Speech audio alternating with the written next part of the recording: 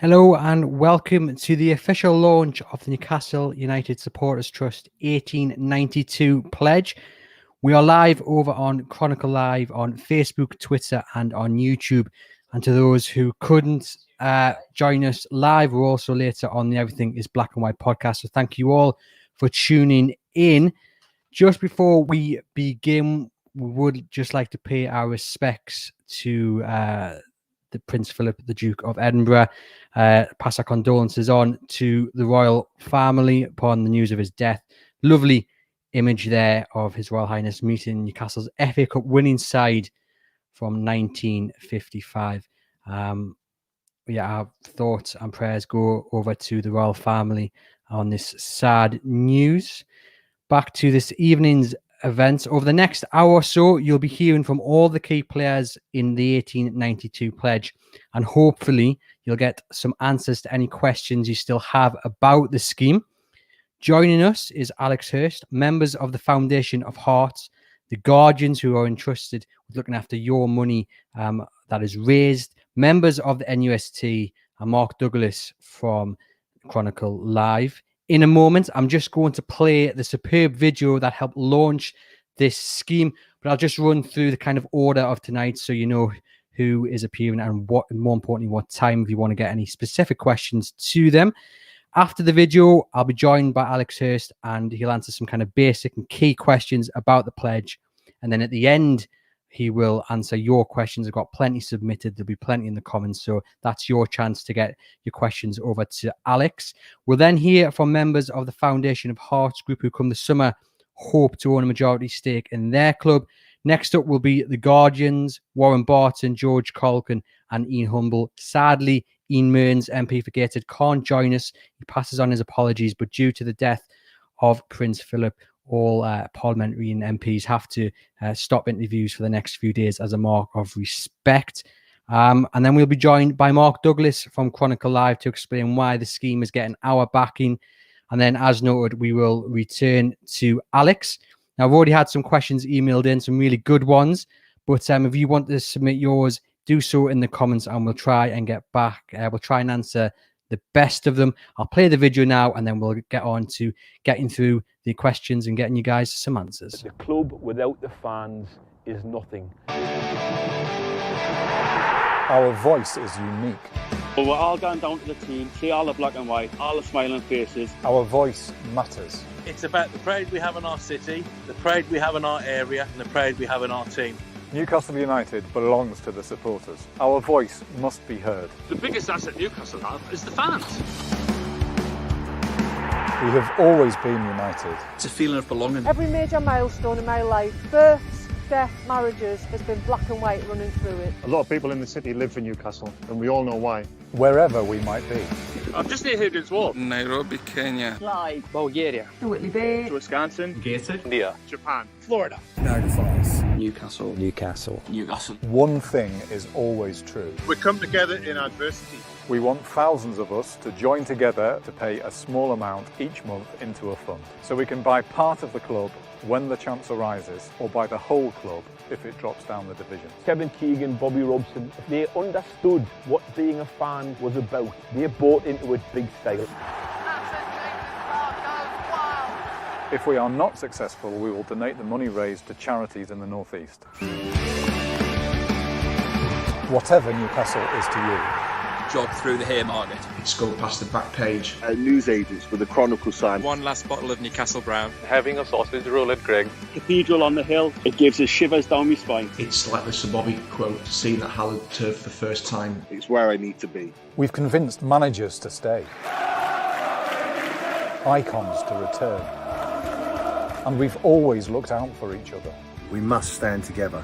It's who we are, we're that sort of people. We are many in number, but we are always united.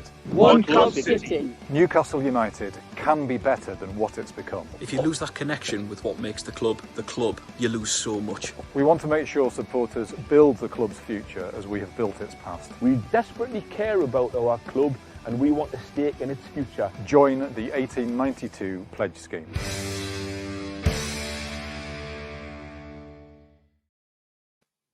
There you go. Superb video.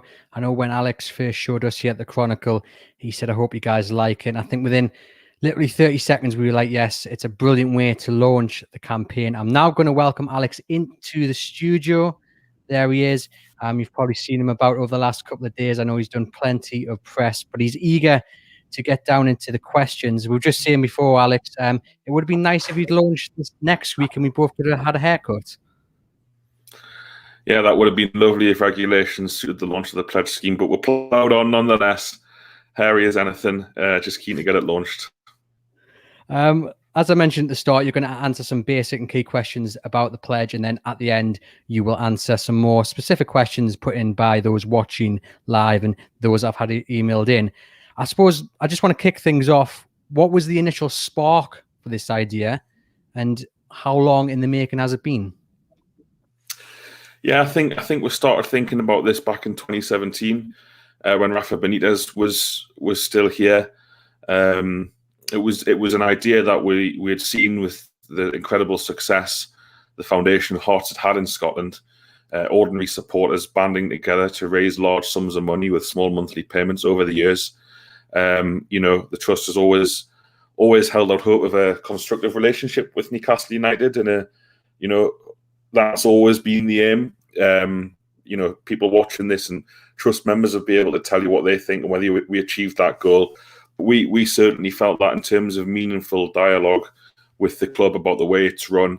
We felt that there needed to be another way. In the same with supporter dissatisfaction with the football club. I remember walking in late to that West Ham game back in 2018, walking in 11 minutes late for what was at the time, I think, 11 years of Mike Ashley at the club. Doesn't time fly, because it's now 14 years.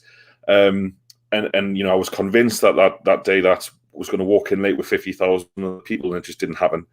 And we kind of thought, the boycott idea, the walk in late, walk in early, all that kind of stuff, we just thought it's not working for whatever reason. Mike Ashley's still here. So we thought, let's try and launch something positive. We saw that what the Foundation of Hearts had done, and it was just such a positive campaign. So we spent the next 3 years working on the idea, honing the idea, doing our research, driving up to Edinburgh to speak to those guys, speaking to other successful examples of fan ownership across the country. We spent the time also building the Trust's membership, because we had to relaunch the Supporters Trust in 2019 to do this, amongst other things. So a lot of hard work's gone into it. We made sure we spoke to people in the local media. We made sure we spoke to notable fans to make sure they thought it was a good idea. We did focus groups with hundreds of fans to get their feedback on the idea and if it was worth doing. So we have, gone out of our way to try and make sure that this is something that we thought was of relevance to the fan base. And overall, we just want to try and do something ambitious, because if there's any set of supporters in the country that could pull off something like this, it's the supporters of Newcastle United. Can you just explain to those watching and listening how the pledge works and why it's different to other projects that have gone on before? Yes, certainly. The pledge scheme is a fairly simple idea that we want the supporters of Newcastle United to pay in to the Supporters Trust small monthly payments so that we can build a fund to one day own part of the club. If the club remains in the Premier League, it would be a small part of the club, but a part of the club nonetheless. If the club is to be relegated, which we'll probably know a lot more about in the short term after this weekend, after Fulham play tonight and we play on Sunday.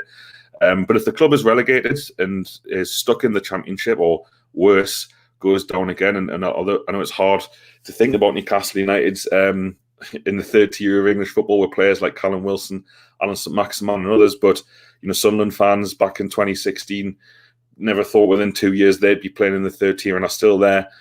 We want to be ready for something like that. Often it is football supporters who have to band together in times of crisis to save their football clubs. Wigan Athletic are a recent one. The last football match I was at, actually pre-pandemic, was the glamour tie between Wigan and Luton at the DW, the day we played Southampton at St Mary's. And, even then, the idea that they were going to administration, fall into League One, and fans be asked to put up to £1,000 in to save their club would have been alien to a lot of people. So, the 1892 pledge scheme is an idea that we, the supporters of Newcastle United, are the only thing that is valuable about this club. We don't think the club has any value beyond the support. Its training ground doesn't add any value to it. Its faltering academy doesn't add value. Its first team is faltering. Its coaching staff aren't great. The stadium is fantastic, but you can't make any money out of that, and it needs a lot of work done to it. When Mike Ashley sells the potential of Newcastle United, he is selling us, the fan base. The 1892 pledge scheme seeks to say to us, the fans and the fan base, let's represent ourselves possibly. We want the club to be sold. I think all Newcastle United fans watching this want the club to be sold. Why, when that club is sold, why not when that club is sold, can we not sit down with new owners or people who are potentially going to buy the club and say, give us a very small part of the club in exchange for some sort of influence within inside the club? And we're not talking about calling the shots or, supporter ownership doesn't mean supporter run. We think that there needs to be fans in the decision-making process inside St James's Park. If you look at the last 14 years at Newcastle United and most of the horrific decisions that we would say as supporters have been made, where were fans? Where was the consultation? Where were fans when they decided to rename St James's Park? Where was the fan opinion when they decided to treat Kevin Keegan, Alan Shearer, Jonas Gutierrez, even Rafa Benitez like they did? And I could go on like that. There needs to be some sort of fan partnership with the people that run Newcastle United, because we all want the same thing. We all want a successful football club, integrated into its local community, transparent, and whose sole purpose is sporting success on the pitch. And I don't think, and a lot of fans, I don't think we'll have that right now. So we think the club will be sold one day. And yes, we want to have a minimum of 1%, but this is an ambitious project that we're planning to run for years. Let's see what we can do. We want fans to put in a small amount of money every month, if possible, by setting up a monthly direct debit on the 1892 Pledge website, which is 1892pledge.co.uk, and let's see what we can do. I asked you there about how long this has been in the making, and Bill Burnett here on our YouTube channel asks why this didn't happen when the NUST was first set up. I assume he means when it was relaunched. And I think for me, the fact that it has taken so long to get this stage is actually a real positive, because it shows how much effort and research you guys have put into this. And it's not just an overnight thing. It's not just a reactionary thing to this season or even the last 12 months. It's been a long time coming, which means it's been done properly. Yeah, and the first thing we had to do when we relaunched the trust was attract some members, because we didn't have any. So it's important that we made the trust relevant again. It's important that we attracted some people to its goal and its vision of a transparent, democratic relationship with Newcastle United. We're lucky enough to attract 15,000 members at the time of speaking, which makes us the biggest supporters trust in the country. And that's no mean feat, by the way. And I don't mean that in terms of myself or anyone else on the board, even though there's some great people. The fact that 15,000 Newcastle fans have mobilised themselves in such a way to be bigger than anyone else in that respect, when we have so little in terms of dialogue with the football club on meaningful issues compared to other clubs. And there are clubs in the Premier League and the Championship who have a fantastic relationship with their supporters, trusts and organisations. I don't think Newcastle United are one of them. That makes me quite proud that we do have a support and a fan base that are willing to do stuff, willing to take a chance on something like the Supporters Trust to see what we can do as a united front and a united group of people. But it was very much a long-term process, like you say. We have to make sure that the trust was successful. We had to make sure that it had a place amongst the support, it had a reputation. Very hard to launch something like this from a standing start. And we also, like I said, had to do our research, had to do our focus groups, had to make sure that, what we were trying to do was realistic, which we think it is realistic. We know it's ambitious. We know it's a long shot, but we think it's realistic. So it really was all about that timing. And we were looking to launch maybe this time last year, but the pandemic hit the start of it with a lot of uncertainty, and also the news about the PCP takeover emerged. So we decided to hold off, but we think we've waited long enough. We think the football club is in great danger of being relegated when the resources that it has means it should be nowhere near that position if it was correctly run and correctly managed. Sadly, it's not. So we thought it was the right time now to kick it off. Can you give us any financial targets and any kind of timescales as well? Yeah, I think in the Premier League, which obviously the valuation of the club, which Mike Ashley's only ever had one person or one group of people meet, of a report of £305 million, that to assume 1%, you need at least £3 million. But that's a minimum target for us. Newcastle United fans every single year, if you ignore the money they spend on TV deals, put in about £30 million to Newcastle United. It's a lot of money for supporters to put into a faltering football club. We think that raising £3 million, and that's a minimum, by the way. We don't just want to get to 1% and stop. My ambition of a fan run Newcastle United, and that's the ambition of others. It's not achievable while the club is in the Premier League, but it is most certainly achievable if the club falls out of the Premier League and potentially down a couple of divisions. But no one wants that. I don't want the club to be relegated or League One. But the Supporters Trust, we're realistic about the mismanagement of the club. Can anyone seriously? Well, we would argue. Could anyone seriously say if Newcastle United were relegated? Rumours they would keep the current manager in place. The miracle of promotion twice automatically happened with two brilliant managers in Chris Hughton and Rafa Benitez, who were treated disgracefully by the club, in my opinion, after what they did. That doesn't seem likely this time. So if the club is stuck in the Championship, and Mike Ashley has made clear he does not want to put money into this football club, well, we'll see what happens to football clubs who are owners who don't want to put money in when they're sustaining huge losses when they're relegated. Things don't go well. So we want to be ready for that. This isn't about 1%, particularly. This isn't the Supporters Trust want to buy 1% of Newcastle United. We do, but that is a minimum target. That is a minimum target about this. And in terms of timescale, I think we have to be looking at years. I kind of think, where would we be if we started this 10 years ago? How much money would we have in the pot? Could we be at the table with potential consortiums trying to buy Newcastle United? We're obviously, nowhere near that at the minute because we only launched yesterday. But we want to see what's possible. And if it takes us a few years to get there, we want Mike Ashley to sell the club as quickly as possible. But he could be here another 2, 3, 4, 5, 10 years. We hope he's not. The Supporters Trust membership is clearly behind Amanda Staveley and her consortium to buy the club. We will desperately want that to happen. But if it doesn't happen, as it hasn't happened yet, we want to be prepared. We're telling the supporters of Newcastle United, get behind this, let's get prepared and let's start trying to represent ourselves. It's been a fantastic start. Over 33,000 pledged so far. Some big names as well backing it within the media, with celebrities. I mean, you must feel happy with the initial response so far. Yeah, delighted. We thought it would get a strong response.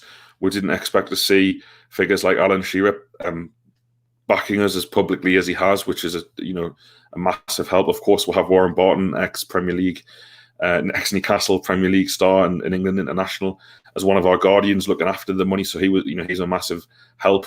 With Steve Howie on board supporting publicly, people in the world of the media supporting publicly, lots of notable fans. So it's gone great so far. This is just the start, though. We're not even 2 days into it. The amount of money that's been brought in, £33,000 and counting, that's great. We'll have pledges, as we call them, coming in all the time, every minute almost. It's fantastic to see people making one-off payments and, if possible, even better monthly pledges, because the more monthly pledges that we know we have, we can start to make predictions on how long it'll take to raise certain amounts of money. But it's been really, really positive so far. Brilliant stuff. Well, we'll get Alex on later because I know there's still plenty to ask him. We've had lots of questions submitted. There's some questions which I know a lot of people are after answers to. So we'll get him back on towards the end of the show. Thank you for the meantime, Alex. We're now going to be joined by two people from the foundation of Hearts Group, who come the summer hope to own a majority stake in Hearts. I'll just add them now to the studio. We have Gary and we have Alistair. Hello, chaps. Thank you very much for joining us tonight. How are you doing? How you doing, Andrew? Yeah, I'm good, thank you. Hi, Alistair. How you doing? Very well, Gary. You? Good. Yeah, good. Now, out of everyone we've got on tonight, I'm really intrigued to talk to you guys because you guys have got a kind of an experience in such a project like the 1892 pledge. First off, can you just explain from your point of view what the initial aim and target was for the Foundation of Hearts when you launched, and then why the pledge scheme is a good idea? Well, we used to have an owner. His name was Vladimir Romanov. He was a Lithuanian. We played some great football, had some great football results, but it was pretty obvious off the pitch that things weren't going well. So there was originally 5 founding members, set up the Foundation of Hearts. There was a lot of work setting it up. Alistair was a big part of that as well.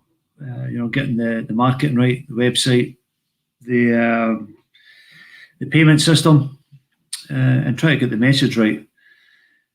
And what the Foundation of Hearts was originally set up to do was to negotiate a price for the club from Vladimir Romanov, and then we would take it to the fans, ask the fans if they were up for buying the football club.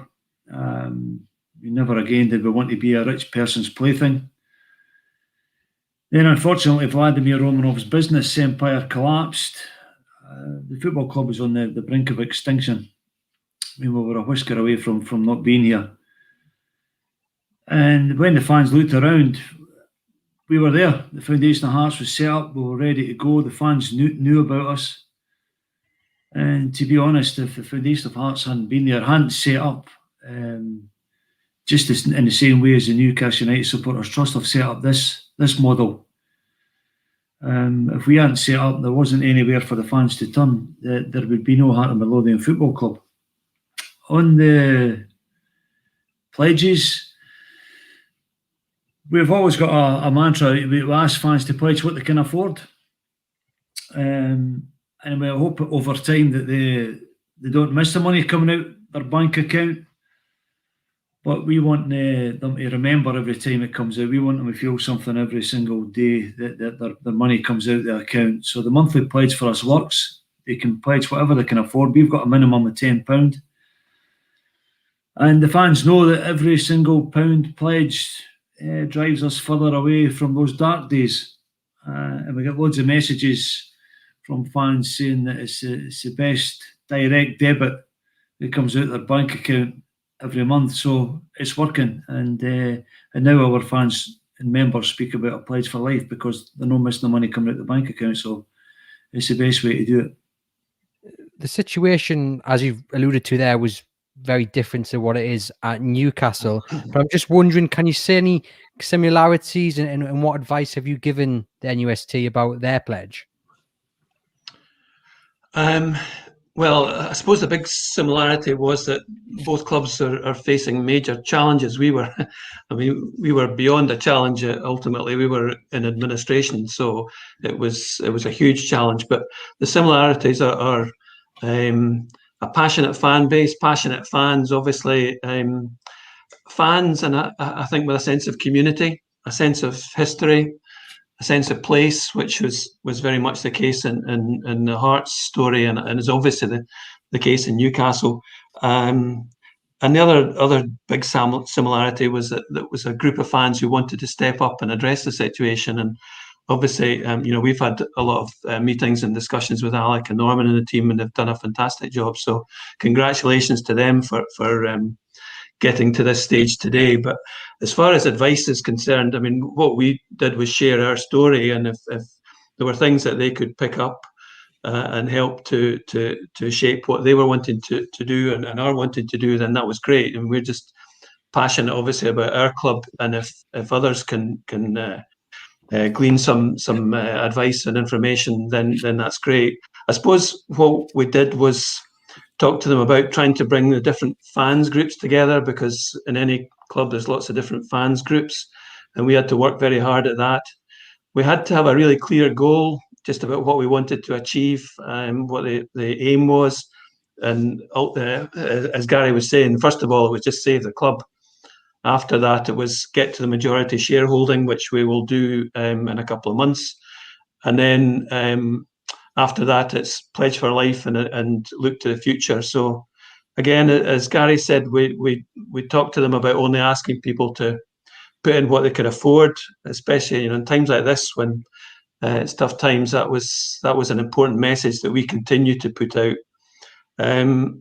We talked about getting respected people on board, club legends. You've got Alan Shearer and others talking about the trust, which is great. We did similar things, not only club legends, but people in different professions maybe that would help. And again, the trust has done that with your group and the people around the group. I suppose we had to anticipate different scenarios about what happens if it all fails, if something else happens. And again, the trust has done that. We said to people, put your money in, and if this fails, you get your money back. The trust obviously said it will go to charities in the Northeast, so a similar kind of positive message.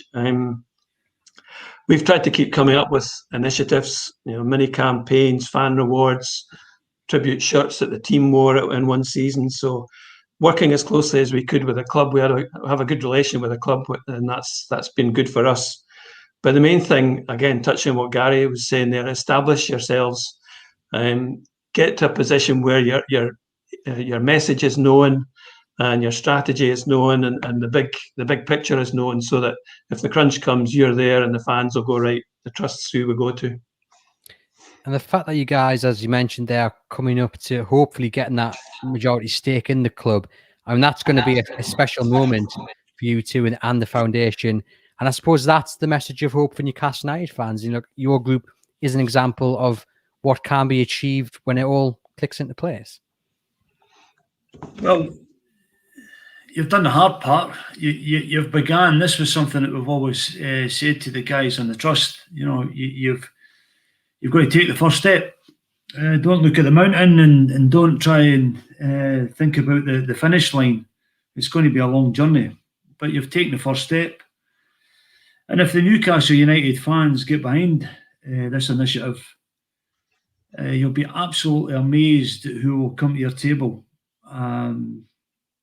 Even potential new owners, they'll see our fans that are united. They'll tap into that. They'll harness that passion. You know, Newcastle United football fans are every bit as passionate as Heart of Midlothian football fans. Our club with our fan base, season tickets round about 15,000. We've raised nearly £12 million in 5 or 6 years. So we know this works. Just imagine what a fan base the size of Newcastle United could achieve. And if the worst case scenario happens, you know, you're going to be there. You're going to be there for every eventuality.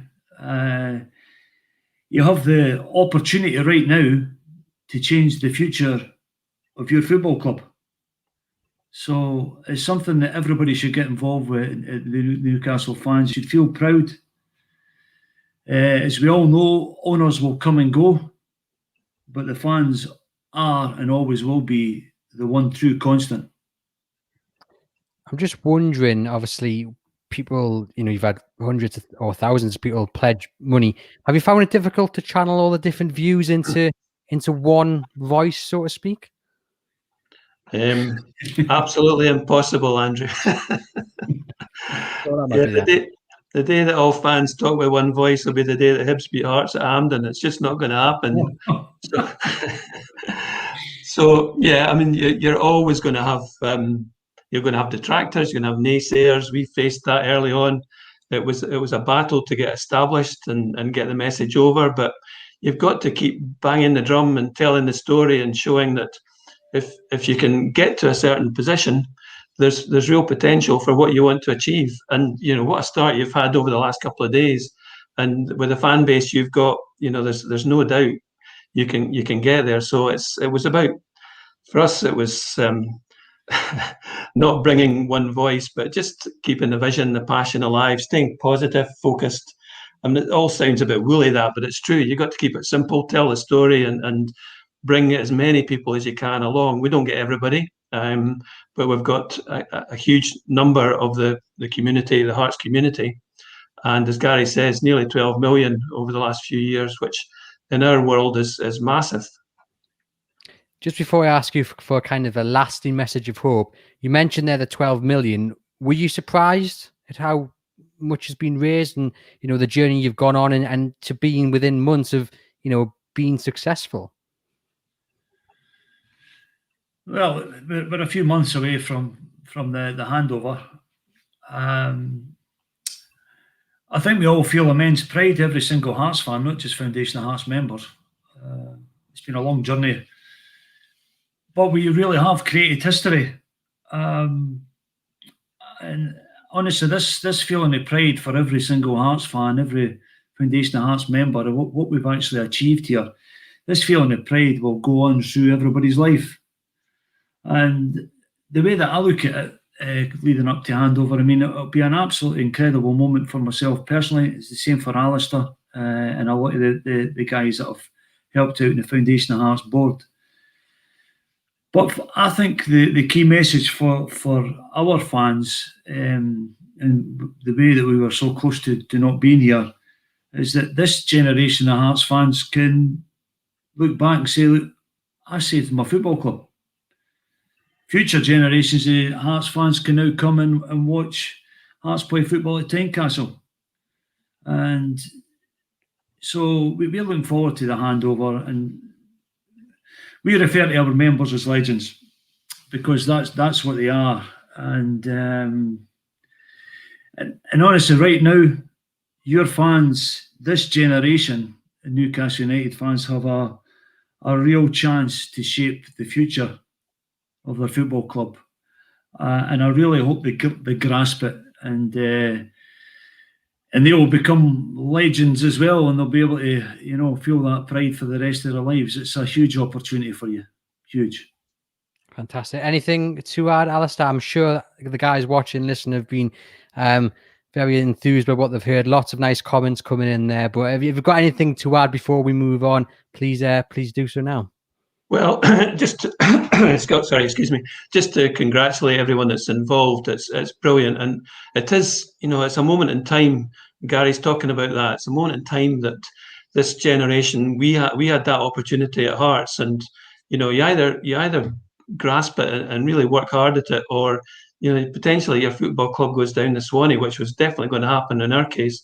What happens at Newcastle is up to you guys, but it's a brilliant opportunity. The fans are amazing. Obviously, fans at Newcastle are incredible. Already stepped up, and to be able to go down that road and say, we've saved our club and we're shaping this club's future is just a brilliant thing to do. It's all about the fans. It's not about me and Gary, who happen to be sitting in a boardroom or whatever. We're all volunteers. We're doing it. And we're part of the fan base, and it's just a fantastic community to be involved in. And delighted to have played a wee part in what's going on at Newcastle, and just wish you all the best from here.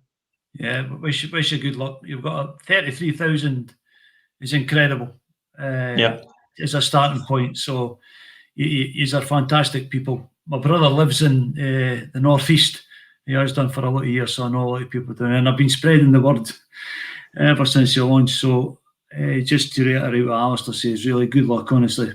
All the best. I hope it really, really works out for you. And we're always here, end of the phone. Yeah. For anything at all.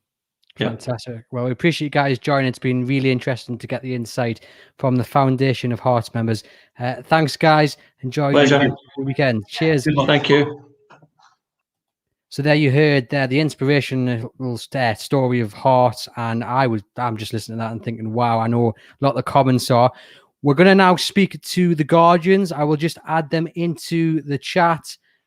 There you have it. Warren Barton, George Colkin, Lee Humble. As mentioned earlier in the show, unfortunately, Ian Mearns, MP for Gateshead, can't join us because MPs aren't allowed to take part in media due to the death of Prince Philip, being a mark of respect. Gents, how are we all doing this Friday evening? Very good. I feel very well, thank you. Very good. I feel uplifted. I feel emotional listening to those Hearts guys. I really do. And yet again, you get that sense of possibility and about what we can do if we put our minds to it. They've done something extraordinary. Let's us give it a go. That's what a moving and sort of inspirational story theirs is.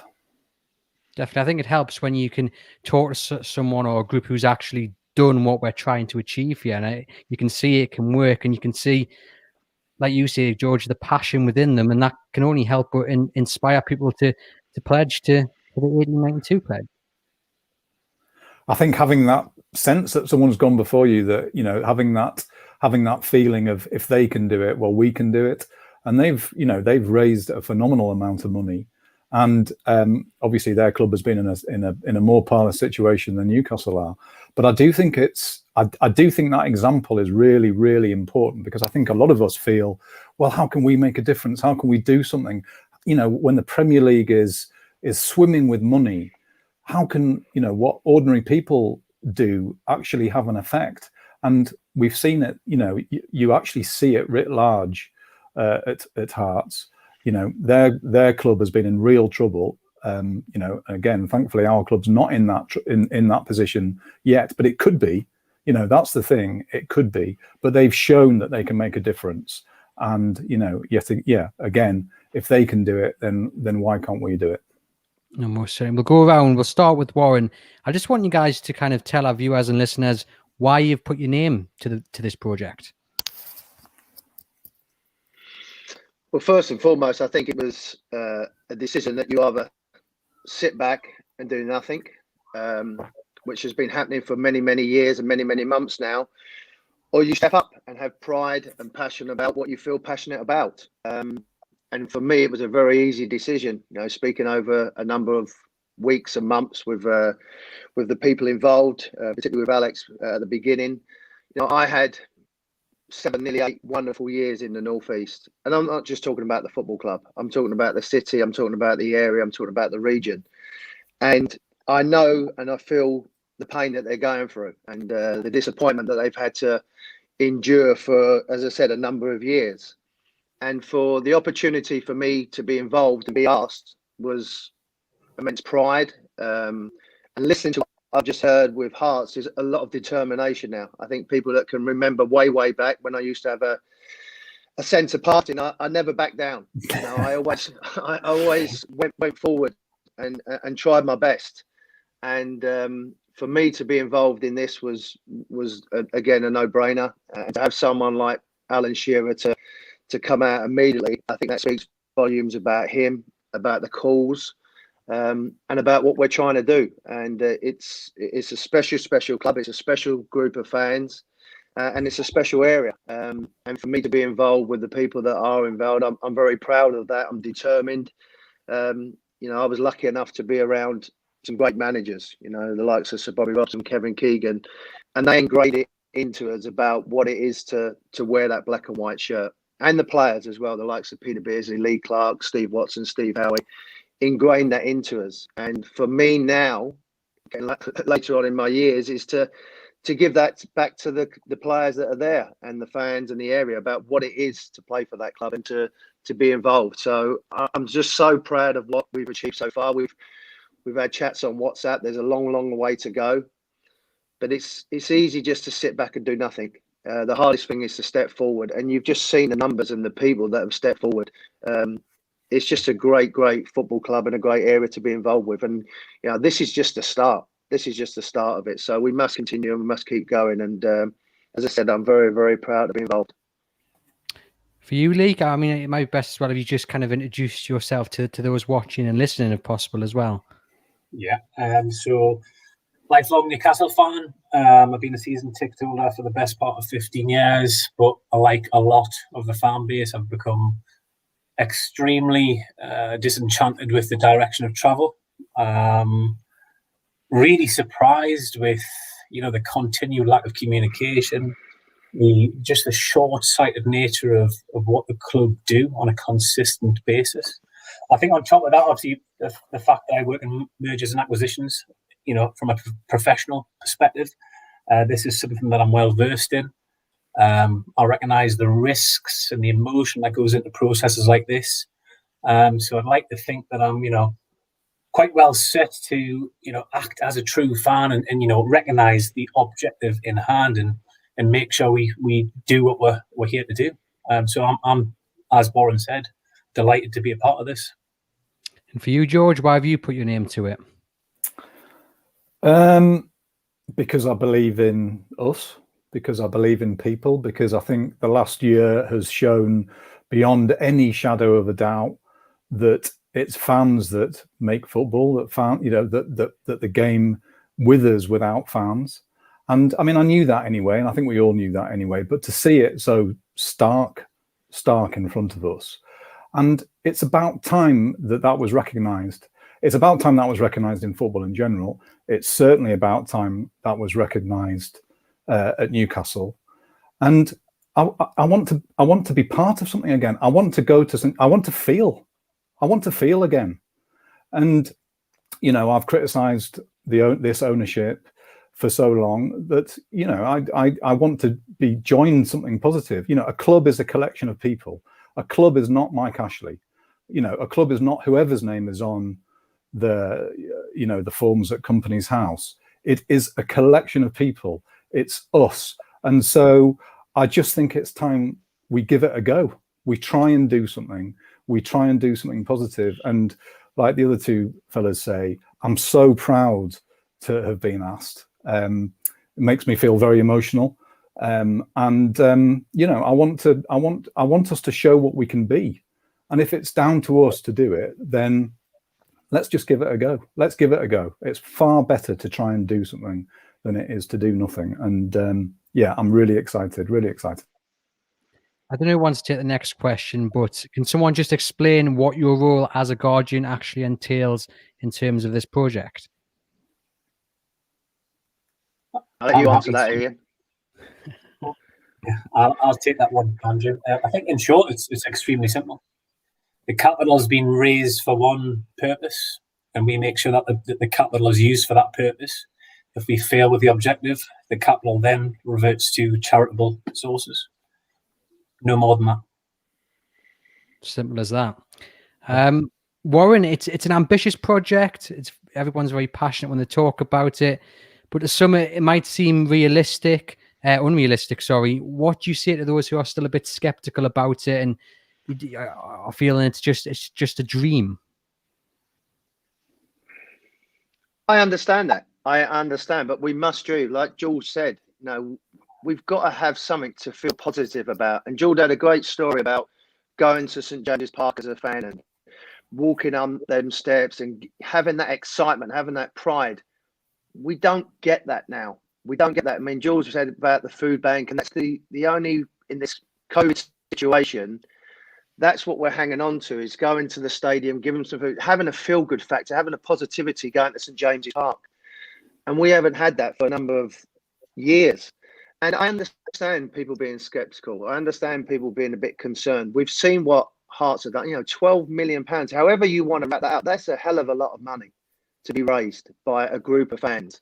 And, you know, with Newcastle United fans globally and still passionate about their team, you know, we know if it was turned around pretty quickly, the fans would be there in their thousands. And that's what we want. We want to bring back that positivity. We want to bring that excitement, and we have to start somewhere. And whether it's the trust and the guardians being involved to have this money, at the end of the day, if it doesn't work out and someone comes in on a white horse and saves us and we go to the promised land, this money in this situation is going to go to charities in the Northeast.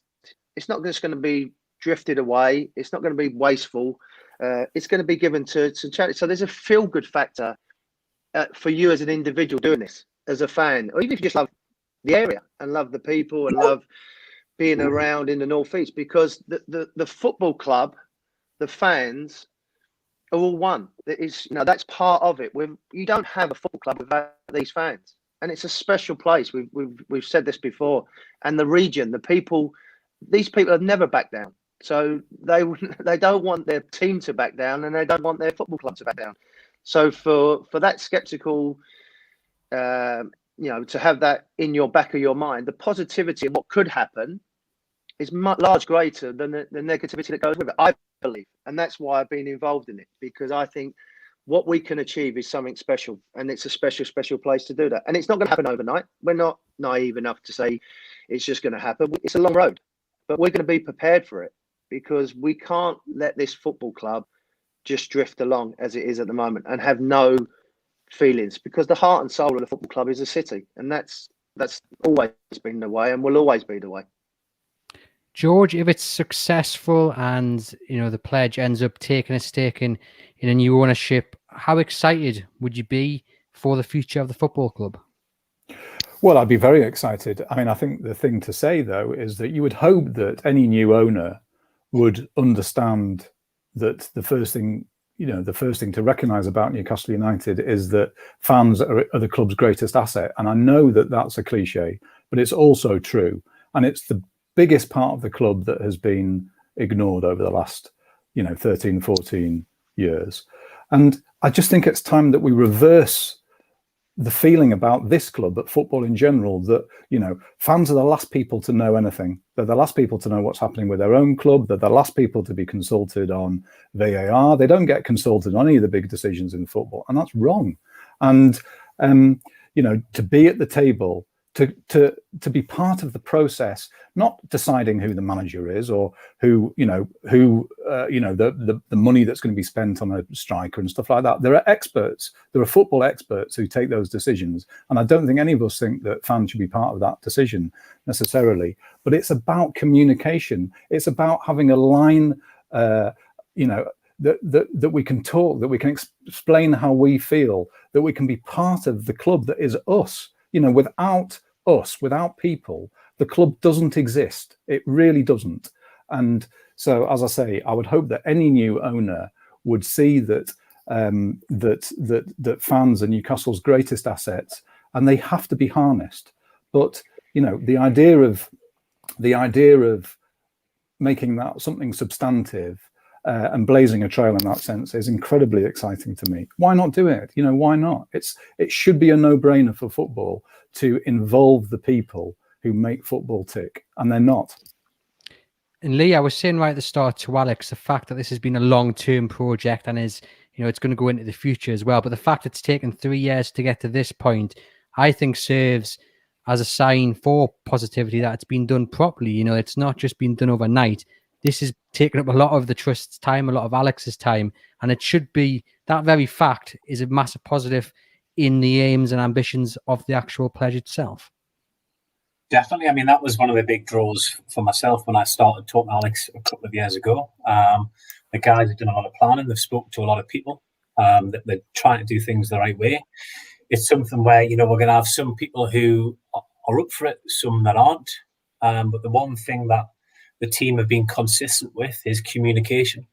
It's the point that I made earlier. I think everybody's made it so far on this session. The fans just want to know where we are, what we're doing, where we're going.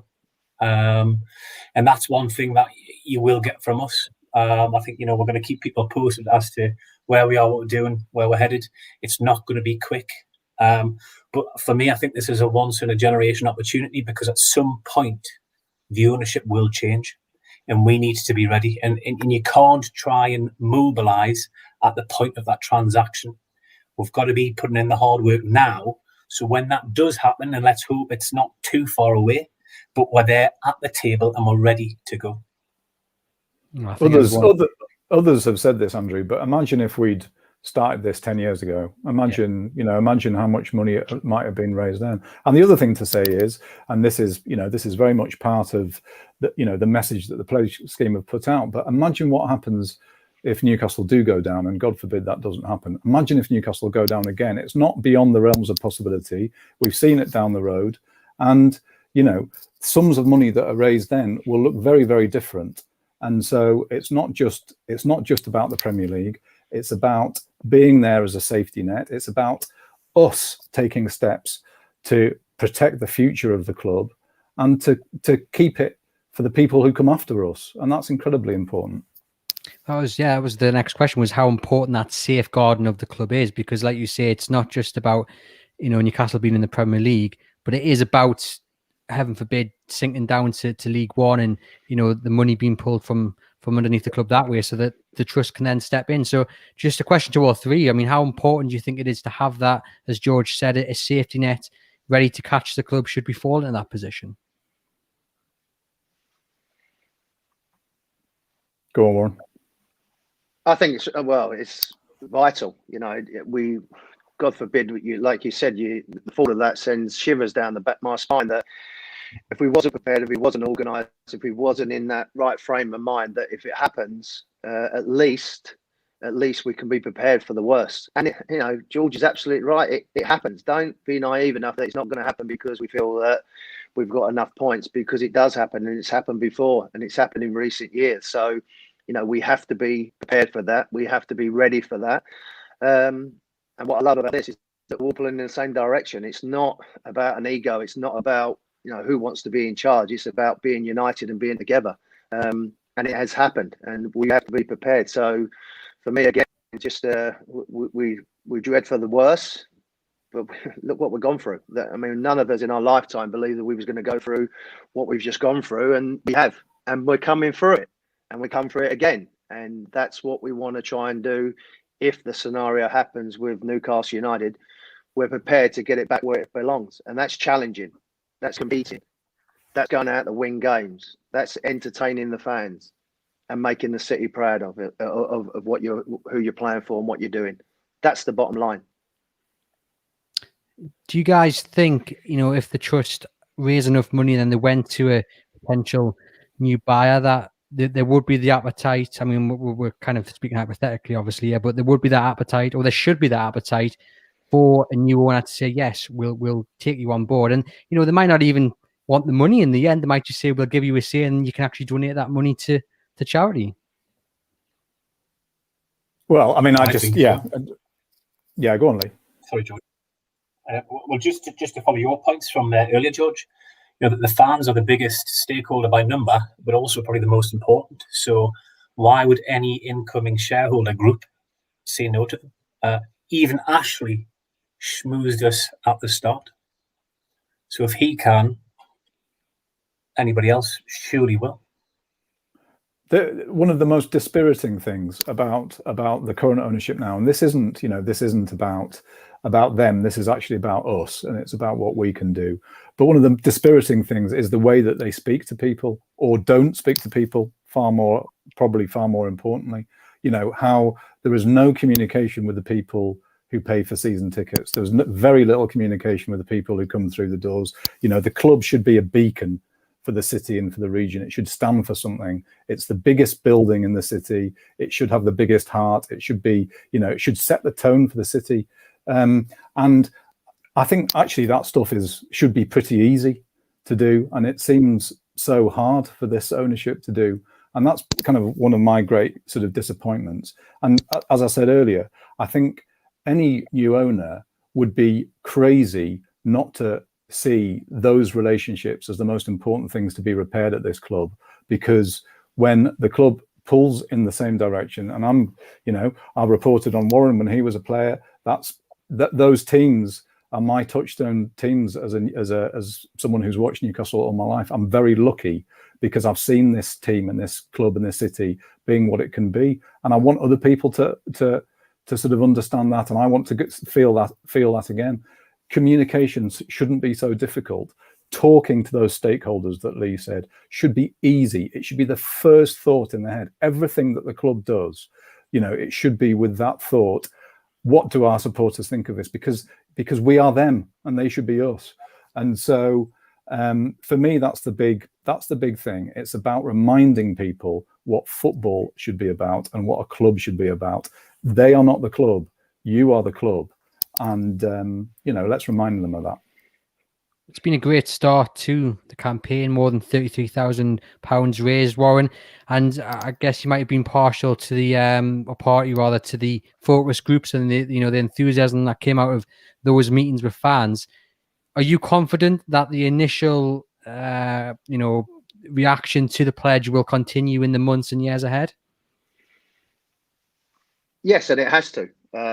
That's part of what we need to do as a group of fans and a group of supporters of the club. We need to keep persevering. We need to keep working hard. We said that yesterday on the WhatsApp group. It was fantastic what we achieved in that first 12 hours.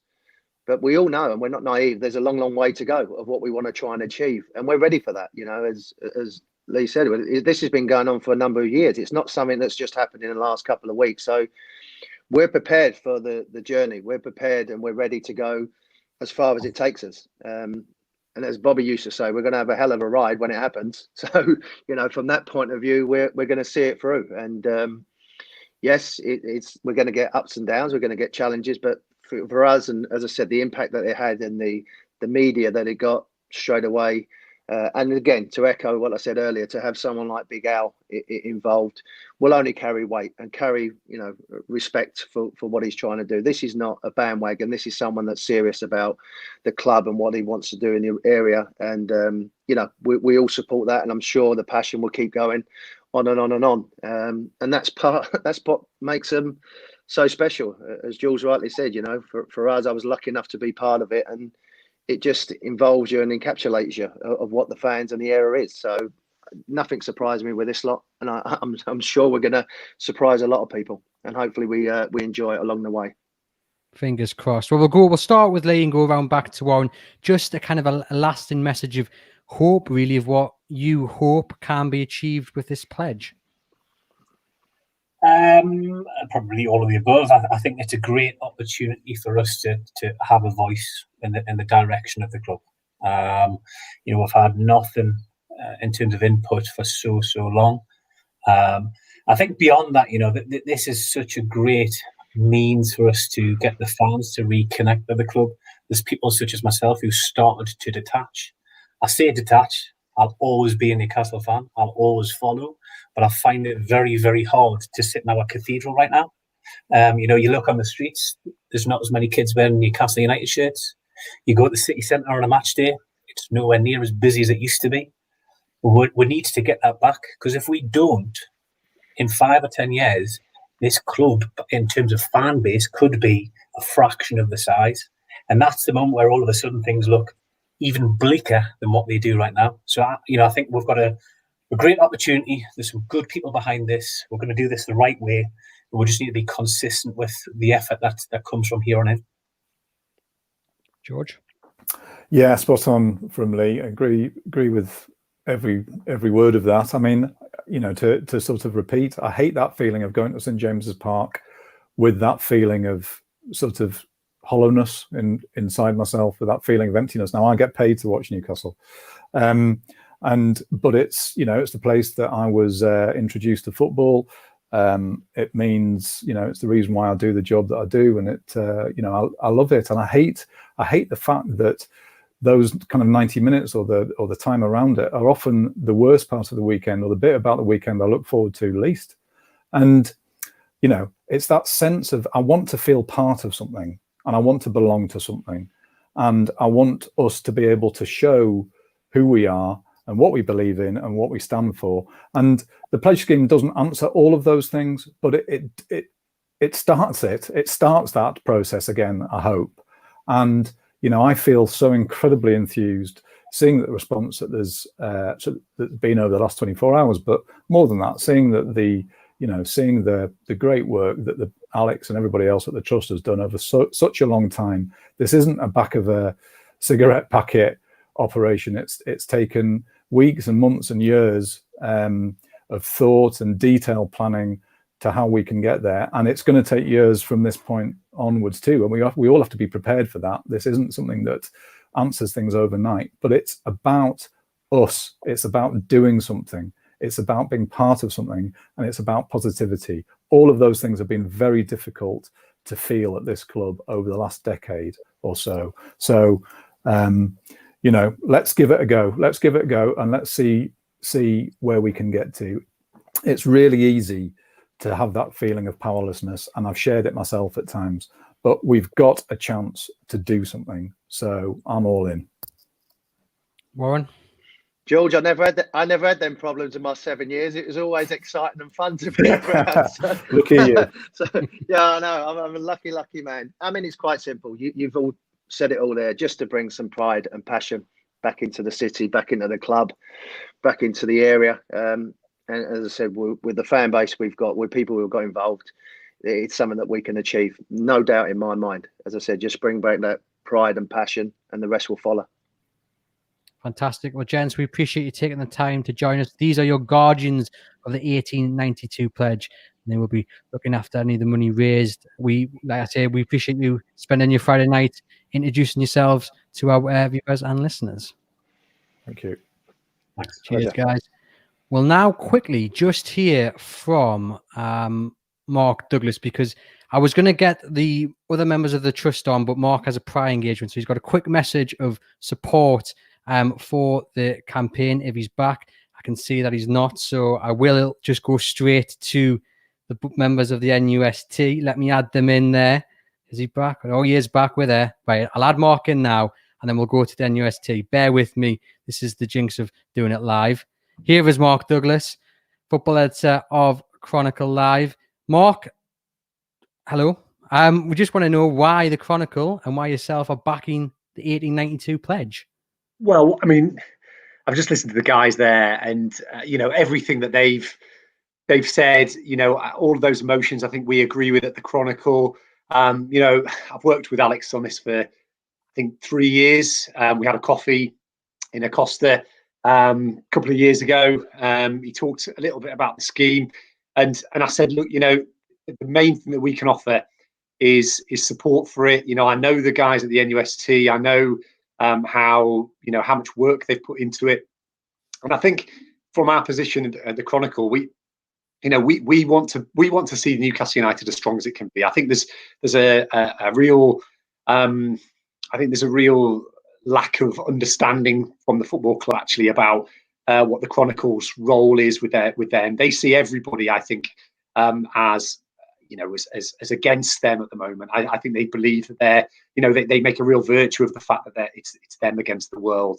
And I just hate that. I just don't think that's correct at all. They don't like the fact that people criticize them. They think that everything's weighted against them. They don't see the problems that they've created. And I see this scheme as the antidote to that. We've all seen, down the years, boycotts, walkouts, things like that that have been announced and have basically split the fan base. We've seen with the boycott situation a couple of years ago that the Magpie Group, who I thought that they did some excellent work, but it was when it got to the point of asking people not to go to the games, it split opinion, and it became a toxic argument in itself. And I think that all that did was strengthen the hand of the people at the football club who say it's just a noisy minority. It's most people think we're doing a good job because they genuinely believe that they're doing a good job. This is almost saying, and I love the fact that they're saying, look, we're not going to try and impact Mike Ashley. We don't want to give our money to Mike Ashley. He's got to go and find his own new owner, and we're going to go and do our own thing, and we're going to show what Newcastle United is all about. And to be honest with you, bully to them because they haven't understood what we can do. So I feel that this is what's great about it is it's a positive campaign, and that's why the Chronicle's got behind it, is because it's not, I know there's people watching who probably don't agree with it, and there'll be people who say it won't work, and and that's fine. It's not about having a go at those people. But I think what we like about it is it there's nothing to lose. It's about taking an institution that should be central to the community, which is Chronicle is part of that community as well, and saying it belongs to you. This is your chance to do something about it, and I absolutely love that. I think what I love most about it is the amount of work that's gone into it. This was announced yesterday after a lot of work. I mean, I don't think people realise how much work has gone into it to make sure that it's a realistic project that can make a difference. It's a long-term project, and we'll be there every step of the way as well. And we will give it all the backing in the world. And I'm really proud of the fact that we were able to give it the backing that we did yesterday. Well, there we have it. A short answer there from Mark. That's all we wanted just to hear, because I think it's important to hear why we are backing it. I think Mark sums it up perfectly. Cheers, Mark. We'll now add in the members of the trust. We have Mark, Greg, Charlotte, and Norman somewhere. There we have it. Apologies to Norman. I know you've been waiting since we've kicked off at 7 o'clock. You've had a long wait, but I'm sure it'll be worth it. Alex has just messaged us there to say that the total raise has actually gone up to 34,000. It was 33, just over 33 at the time we kicked off. It's now gone up to 34 within the hour that we've been on air. So that's great news. I think maybe the passion of Alex at the start and what the Hearts guys said, and followed obviously by the Guardians, and hopefully you guys now, is all aided to that. Thanks, guys, for joining us. We'll start with you, Mark. I'm just wondering what you think the generational appeal of the pledge is to the fans. Well, it's appealing to everyone, to be honest, because part of the rules that what I've took on, we've all played a huge part in this, but what I want to do is to reach out to a lot of people who I know have walked away from Newcastle, they've walked away from the games, they fell out of love with it. And I'm talking people who were there when we won the Fairs Cup in '69, people who've watched Newcastle during the 70s, 80s, 90s, etc. And every single person I've spoke to, we've ended up having more of a heart-to-heart, a little bit reminisce, a little bit remember these days, remember that game. And it's been so nice to talk about it. But ultimately, the whole key and the whole point of the conversations were to sort of try and, you know, and reinvigorate them, make them more passionate again about Newcastle United, because ultimately they've walked away. And, you know, Alistair from the Hearts lads earlier, he said, it's all about the fans. And it is. It's all about the supporters. And that's the key word in all of this, the fans. We can do it, but we need the supporters with us all the way. And, you know, I think one of the most heartwarming messages we've seen today is a supporter pledged, and then he put on Twitter that he spoke to his mother about it, and she ended up donating £100 in memory of her husband who had passed. And that was just so heartwarming. And it just got her words to her son were, I want to donate on behalf of your dad, because this is what he would have wanted everyone to do. And it's stories like that, and they're coming in, and it's pulling at the heartstrings in a way, but it just goes to show that everyone's pulling the same direction, and that, you know, we're only 2 days in, and the momentum's just starting to get going, Andrew, and it's an absolute joy to be a part of it, to be honest. Yeah, I saw that tweet and it was lovely as well, and that gained a lot of reaction. And I think you summed it up perfectly there. That, you know, the fans are the most important thing to the football club. Charlotte, I mean, this has been launched at a time when really fans have been shown to be very important to football. It's probably been brought on, you know, due to the impacts of COVID-19 and fans not getting into the grounds, and, you know, the debacle with you know, pay to view the games and what have you. But you feel this is the right time to launch this, to show just how important football fans are to their clubs?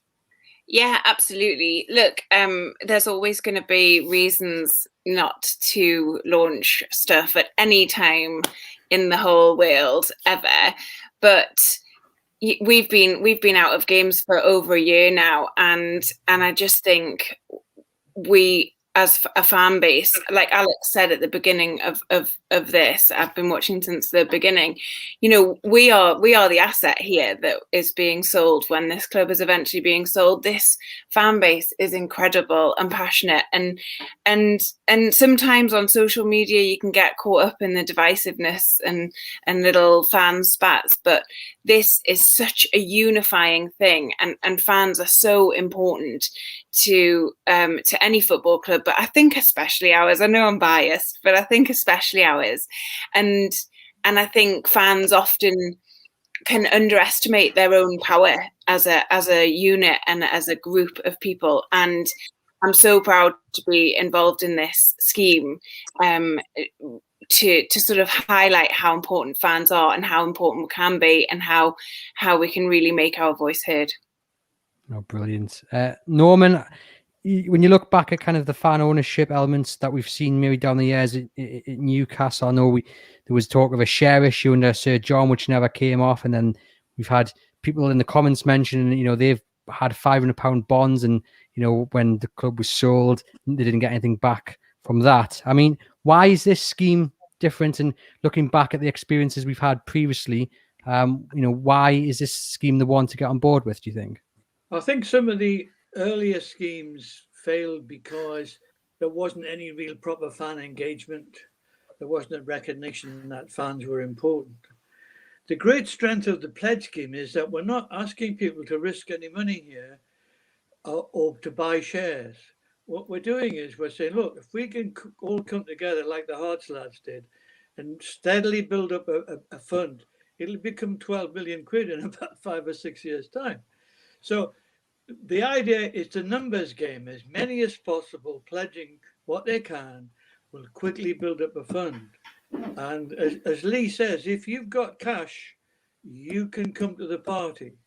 If you haven't got any cash, you can protest as long as you like, but you ain't going to no party. You just got to sit back and watch the so-called experts ruin the club.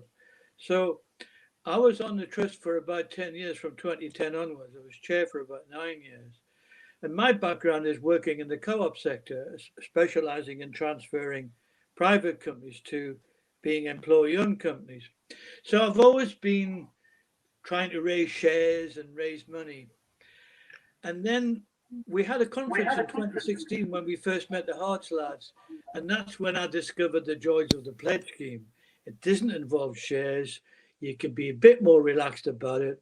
Ask people to pledge what they can, when they can, and that way it'll slowly build up. If we want to issue shares in the future, then of course we can, and we've already been asked about that. But the great advantage of the pledge scheme is that it allows everybody to chip in as what they can afford, and very, very quickly it'll become a big fund. I was just done a quick calculation. The trust has got about 15,000 members. If each of them pledge £5 a month, that would be £75,000 a month. That's £900,000 a year, right? So that's only on a £5 times 15,000. I think we can easily match that, and that gives you some idea of how it'll build up. Like everybody had just said, I wish we'd done this 10 years ago. I literally had never heard of the Heart scheme until 2016. So that's one of the reasons why we've never had a go at it. But I remember going up to see them about 2 years ago, and I went to one of their matches. And before the match, all the fans were in, they're in the building buying all the Hearts gear. And they were really enjoying the fact that they now own the club virtually. I mean, they're already built their own stand with the money that they raised. And the feeling you get of community and ownership was absolutely incredible. And you compare that with what's going on at Newcastle at the minute, it just simply makes you realise that, this is a goal worth going for. And this time we mean it, and we ain't going away. And as long as the fans stick together, we'll eventually get there. Greg, I know yesterday when you held the press conference, you also referenced, as Norman has, as George has earlier on, and Alex did as well, about imagine where we'd be 10 years if we'd set this up 10 years ago. And I guess that also just plays into the fact that this is a very long-term project, and it's not just going to happen overnight over the next few months. This is kind of years in the future to build up a total where you can go to a potential owner and say, look, this is what we've got to get a stake in the club. Absolutely. I guess it's an unfortunate fact in football that, I guess, as in life, money talks. And, if you go and have those conversations with a prospective buyer and you have money, you have a fund behind you, then you can have those serious conversations. If you go to a prospective buyer and say, I'd like to buy 1%, but I don't have any money, but I think I might be able to get it later, well, you'll get left out of the room. So, it's about having that fund there, absolutely. And yeah, it is a long-term plan. It is a long-term project, and it might take a long time. But it's all of those things that have been said already tonight by our guardians and by Alex, and and everything that those Hearts lads said as well. And I think the one, there's so many scenarios that this could play out in, really. But it's about putting our money where our mouths are, really, to a point, and being able to be that. That safeguard if it's there, if it's needed. God forbid the worst happens. I saw a really interesting tweet, actually. Someone called it a life insurance policy. Say you fall down the leagues, say we get relegated twice, say we turn out like those down the road. Who buys football clubs that are in trouble? It's chances, it's people. We've seen it with various other clubs in those lower leagues. So it could be a life insurance policy. Now, as Newcastle fans, we hope we don't need that. We want us to be at the right end of the leagues. We don't want us to be relegated. None of us do. Really, do we? We want to win football games. We want to have that pride back. We want to be going back in St. James's Park and absolutely loving it. But it could be that, or equally it could be working with new owners. And I've heard a lot also about 1%. Well, 1% is meaningless. Well, you know what? It's not if your new owner is invested in the fans. And it's about influencing their behaviors and how they think and how they make their decisions. And if you're there, yes, we're not naive enough to think that 1% gives you the control and let you run a football club. But you're there, you have a relationship, you get them to think how your fans think. I think George summed it up perfectly. You want experts running your football club. You want that football club to hire the very best people, as you do on the pitch and in the dugout, but also in the executive management positions, to run that football club in the best way that it can be. So yeah, the possibilities there are magnificent, really, and it is something positive to get behind, because the last 14 years, the less said about that, the better. Mark, you played a big role in the focus groups, and they've been very enthusiastic of the feedback. What gives you the feeling that people, the fans that were in those groups, are going to put their money where their mouth is and back this, not just initially, not just over the next week or so, but longer term? The feedback's been tremendous, Andrew, as you can probably imagine. And the thing is, as well, as these open chats, people have come to us with little ideas. That was the whole point. Involving the supporters. We're 10 people on a supporters trust board, representing 15,000 members, but we're also hoping to represent everyone else. And since yesterday, we've had more sign-ups, which is absolutely fantastic. But ultimately, I think it's more so the fact that people are continuing to ask us questions, continuing to say, okay, you've done this now. I don't quite understand this bit. I might not have the answer, so I may go to Norman or Greg or Alex, Charles, whoever. And what we're doing is we're just bouncing off each other to make sure that we're getting the message. It's loud and clear. And as time's ticking by, more and more people are now understanding what we're actually trying to do, what we're trying to achieve. And things like this, you are kindly hosting this for us. It's spreading the word, and this will continue. This will continue. We'll be going around the podcasts, the YouTube channels. We'll be doing all this because there's different people who may not be aware of us. So we need to continue to spread the word. But so far, the people who have been on the chats with us, the live ones and the personal ones we've had, it's been nothing but very, very positive. And I think the fact that we've jumped up to 34,000, on this alone, in less than 48 hours, for me, just shows that we've only touched a fraction of the fan base so far. And Alex just said it's 35,000 now, so there you go. Yeah. This it just says it all. We need to get the word out. We need to keep doing what we're doing, and ultimately, we need the support from the likes of yourself and all the media outlets out there. And it's so far so good. No, I'm definitely backing it. I think the comments from yourself and from Alex and everyone else that's been on the panel tonight, just so enthusiastic. And Charlotte, I wrote yesterday that it seems to be a message of unity, this project. It doesn't matter whether you live a stone's throw away from the River Tyne or you're walking down San Diego with a Newcastle top on. It's for everybody, this project. I think that's really important. It's kind of the definition of united in a way. Yeah, absolutely. We are a massive fan base, not just in the UK, where we can stretch right up into Scotland, down towards Leeds, right across towards Cumbria. We're in London. We've got diasporas in, Sydney and Singapore, and we are aware. I want to be very clear. We are aware that there are some issues with the international payments, which we weren't expecting. We were expecting our platform to be able to handle all different kinds of things. We are working on that, but the volume of queries we've had in, like I'm in Singapore and I want to donate. I'm in Sweden. I'm in Norway. I'm in New York. I'm in Oregon. And it's just amazing, and it just makes me feel like part of this. I know it's not about me, it's about all of us, but it makes me feel like part of this big, amazing family of people who want the same thing, and that's ambition and drive and something, something bigger to look forward to with their club.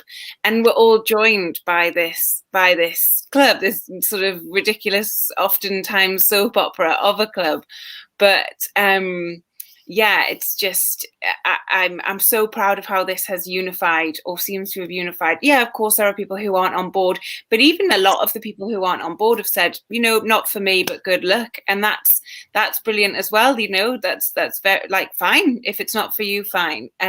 But I'm just delighted that it seems to be for so many people across the world, linking us all together. I mean, you saw in the video that you played at the beginning, Andrew, where we are dotted about, and that's just, like Mark says, just scratching the surface. So yeah, unity is absolutely the message, and it's such a brilliant fan base to be part of. 100%. I was gonna just ask Norman about a message to any skeptics out there. But then this nice message popped up, and he says, Norman Watson is a legend. I'm so glad the pledge has launched so he can see his dream for the pledge come true. Lovely message there for yourself, Norman. I think it kind of shows the people who are involved. Yeah, well, I paid him to say that, so that's excellent. It goes to show the kind of people who are involved in the trust. And the one message that I always think about all the time is that certainly in the UK, there isn't a football club that was started by a private businessman to make money. They all came from the community from which they played, especially Newcastle. It was Newcastle East, Newcastle West, they merged Newcastle United. Manchester, those two clubs came from the community. Aston Villa, Everton was a Sunday school. They all came from the community, and that's what we need to remember now. And as everybody has said, football without fans watching it is a meaningless exercise. It certainly has made its impact on everybody. They're recognizing that. But the fans are keeping even the current system going, even though they can't turn up. They're paying their Sky money, and that's subsidizing the thing. They're buying the merchandise, and that's subsidizing the clubs. The only thing that's missing is they can't put the match day revenue together because they're not allowed to go in. But any football club, no matter how big it is, has three sources of income: the match day income, the commercial income, and the income from Sky. And all of that comes from the fans. It doesn't come from anywhere else. That's where it comes from. So why can't the fans have a decent ownership in the clubs that they created in the first place and maintain to this day? Yeah, 100%.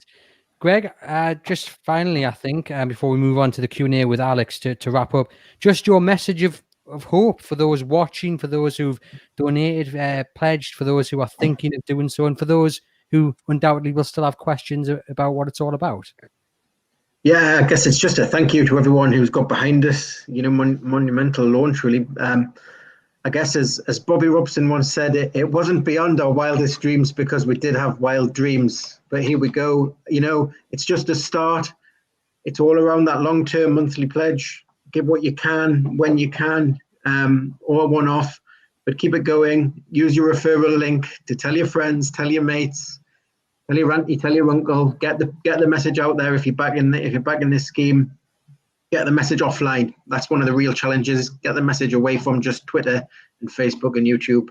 And yeah, the positivity around it. I just feel, immense pride in the reaction from everybody. But I'm just sat here as a board member at this point in time and asked to be the chair of the trust at this point in time. We're just custodians at points in time. It's not about me. It's not about Mark or Charlotte or Norman.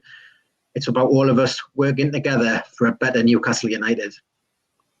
Perfectly summed up. Charlotte, Mark, Norman, Greg, thank you for taking the time to join us on this official launch. We do appreciate it. And I'll welcome Alex back into the stream. Just remove myself. We'll get there eventually. There we go. Hello, Alex. You're back. We've got plenty of questions to get through over the next 20 minutes or so. Some I didn't answer right at the start. And the first one is, I just wonder, Greg mentioned it there. He mentioned about the referral code. Can you just explain to our viewers and listeners what that means? And while you do that, I'm going to remove myself and turn the light on before I totally disappear from view. So, yeah, what is the referral scheme reward? Yeah, great question, Andrew. You might see this pin badge I'm wearing now, 1892 Pledge Scheme. I'll bring it a bit closer to the screen there. If you create an account on the website, 1892pledge.co.uk, and you head to your account, you'll have your own unique referral link. And if you send your referral link to a friend or stick it on social media and someone signs up by clicking your link, we will send you one of these pin badges. We have events planned for people who refer, numerous, 5 people, 10 people using their own referral link, both digital events while the pandemic continues, and we'll do, real events, hopefully not just in the great city of Newcastle upon Tyne, but across the UK because of our nationwide fan base, and also we might do some stuff in North America as well, or any other parts of the world like Australia, where there's a lot of Newcastle fans. So we want to reward people who help us spread the word about the pledge scheme, and that's basically the idea behind it. Lots of people asking whether you've been in touch with either Manor Stavely or the Public Investment Fund or any other potential owners who might be waiting in the background to talk about this project, about the pledge, and if indeed a stake would be available. No, I haven't. Obviously, I spoke to Amanda Stavely last summer when we're trying to get some answers from the Premier League about why they hadn't approved the takeover of Newcastle and United. But regarding this, I think this is about the supporters.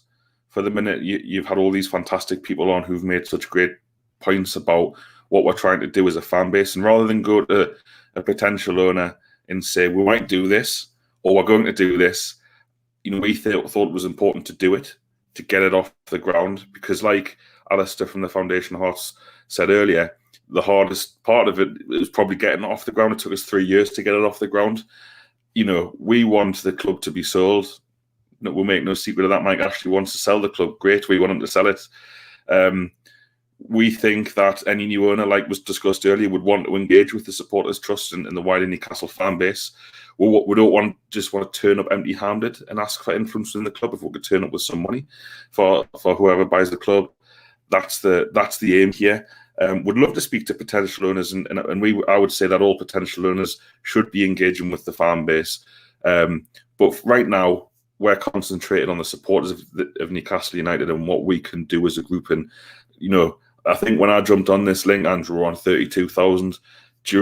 During from that time onwards, we've got up to 35,000, and I've stopped checking. So the supporters of Newcastle United around the world right now, right this second, right now, are pledging. And I would urge everyone watching and listening, how far can we take this with your support? It's only the likes of you people watching this and listening to this that are going to make this work. So what can we achieve together? We've got a lot of questions from overseas viewers, overseas Newcastle United supporters. One here from Michael. I think he did ask this question before. It's gone from my screens. I think he is in America, perhaps, but he asks, does a £20 pledge from him end up as a £20 deposit in the overall total, or is a processing fee deducted by the bank for each transaction? Yeah, there's no way to raise money without there being fees. We use Go Cardless, and we're looking at some other options for international payments. Hopefully tonight. I've been on it all day and yesterday trying to get that fixed. We'll have a North American launch event later on, which we emailed all members about. So if you're based in North America, it's midnight UK time. So anyone UK time, if they want to hear all this stuff again with Warren, can do. But yeah, there are small fees. It's like 20 pence a transaction, I think, plus a very small percentage that comes off the fees. But it's simply impossible to do it any other way without. We are using technology to get these payments in, so we do have to pay those fees. Yeah. Yeah, and another question there about paying from North America. Can you just explain the process? I know Charlotte mentioned there is some sort of issue, but once that's fixed, can you just explain how fans, whether it be in America or Canada or wherever in the world, how they can get involved? Yeah, it's likely going to be PayPal, Stripe, or both. I'm just trying to work out the finer details with them. And we will, again, we're hoping to get it on tonight, if not the next couple of days. What it has shown us is just the sheer volume of people who've got in touch from abroad to say we can't pay. Just shows the passion there is for Newcastle United outside of the United Kingdom, whether that's fans that have moved abroad or just people who have been supporting Newcastle United for different parts of the world for whatever reason. It's massive, and so we're looking at that 35,000 at the time of speaking. I know it'll be a hell of a lot higher once those international fans are able to pay in as they want to. Fantastic. And I think we may have mentioned this earlier in the show, but you mentioned that it's gone above 34. And Gary is right in what he says. He says he's asked if the total on the website doesn't update straight away. And I think that is true, isn't it? That it's a bit behind your figures. Yeah, because different banks take different times to process direct debit payments. So what you see on the website is processed payments. Some banks take as long as a week to do it, or 5 working days. So what we see in our kind of back end is the money fans have pledged. So that's why we're talking about that higher amount. Again, these are the things you kind of only find out about when you launch. So in terms of things that could have gone wrong, it's been a great launch, but there are a couple of things, international payments, figuring out that we do need to get on top of. There was a question when you mentioned about the total raise so far, and it's over £34,000, and the question was whether that's a monthly pledge. So we're definitely going to get £34,000 this time next month, or whether that's just a one-off payment of what's been raised over the last couple of days. Yeah, it's a mixture. So the vast majority of people who pledge are monthly, which is what we need. I mean, one-off pledges are fantastic, and we're massively grateful. But this is we need fans to commit to that monthly payment if possible. Not everyone can do that, but those who can, we need that monthly payment because we'll have to raise the money monthly. And what we also want to do with fans is let them know. So at the moment, we will raise X amount of pounds in so many months or years. We will be able to do that once we get a bit of, it would be foolish to do that after 2 days, but we are going to do that. Yeah, that 34,000 is a total. We're very lucky to have had some really, really big donations. We've had £1,000 donation in from someone. We've had several £500 donations, which has been great. But as brilliant have been the £5 donations, the £10 donations.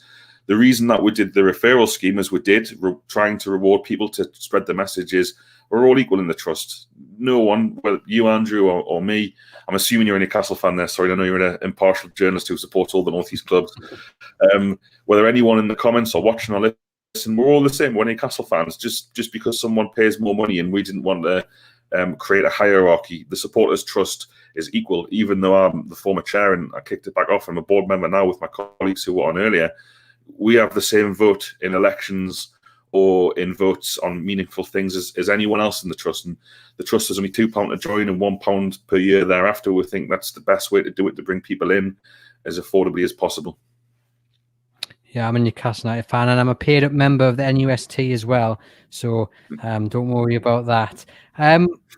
People talking, and Greg kind of mentioned it, and so did Warren, that about this whole, if you guys get 1%, yes, you'll be in contact with the majority stakeholder, but they don't necessarily have to listen to your views. I'm just wondering, is that a worry for you that you could still have your voice and you would be in the right to say it because you've paid the money, you've got the percent, but they don't have to listen to you? No, of course they don't. Just like they don't have to listen to fans if they bought the club anyway. And then where would we be? It gives us a hell of a better chance turning up, organised, and with the money. And I appreciate people keep referencing 1%, but it is a minimum. It is a minimum that we're going for. I think Newcastle United fans are capable of great things. And Hearts fans raised £12 million. Yeah, it took them 5 years. Hearts fans raised £12 million. What can we do in 5 years? I'd like to see. I have a feeling we could surpass that. And that's not to degenerate anything the Hearts fans have done, because we take our inspiration from them. We look up to them about their achievements and what they've done with their football club. So, let's take Amanda Staveley as an example and her PCP partners. Amanda Staveley, in her communications with the Supporters Trust, communicated more in 1 month than Mike Ashley had done with his fan base in 13 years at the time. That's a good start for me. That encourages me. Amanda Staveley talks about the influence of fans, talked about the role of the trust. She gave a very nice public statement through George, who was on earlier on the show, about the role we played. 8,000 people came together in the summer for Amanda Staveley to email their MP respectfully and ask their MP to lobby Richard Masters to give us answers for the takeover. These are the results of fans working together. And from what I've seen so far, to bring it back to your question, I think anyone who's willing to pay Mike Ashley's very high fee for Newcastle United, and I've said I think they're paying for the fans and the potential the fans bring, would be crazy not to engage with the trust and this kind of thing. So 1%, it doesn't guarantee anything, but it guarantees more than 0%.